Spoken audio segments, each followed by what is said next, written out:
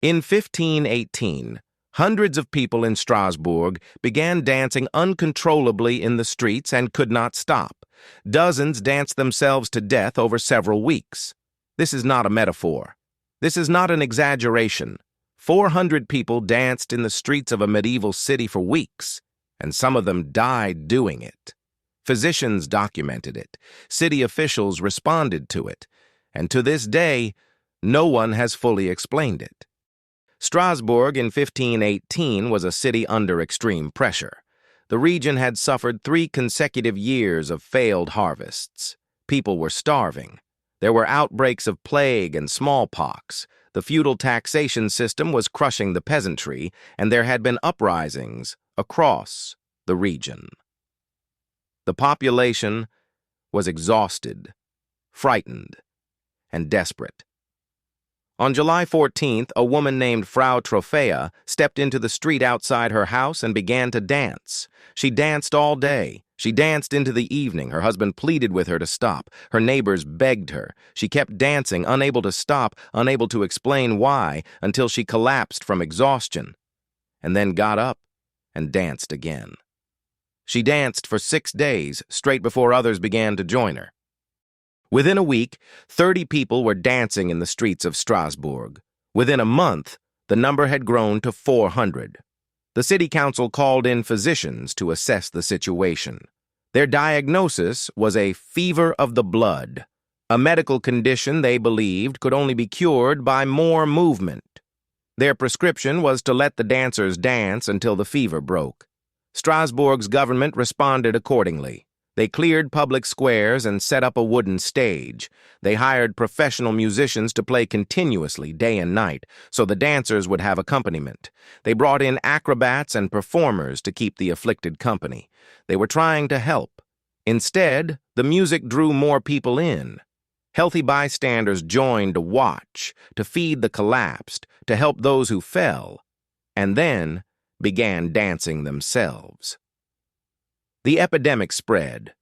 Doctors estimated that up to 15 people per day were dying from heart attacks, strokes, and sheer exhaustion. After weeks of failure, the city council reversed course entirely. They banned the musicians. They tore down the stage. They prohibited all music and dancing within the city limits. They escorted the worst afflicted dancers to a shrine of Saint Vitus in the mountains, hoping the saint's intercession would break the condition. Slowly, over the course of weeks, the dancing stopped. By September, the streets of Strasbourg were quiet. No one could explain what had happened. No one can fully explain it now.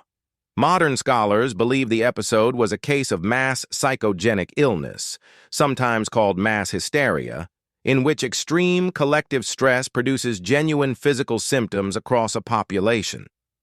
The people weren't faking. Their bodies were doing something real. But the trigger was psychological.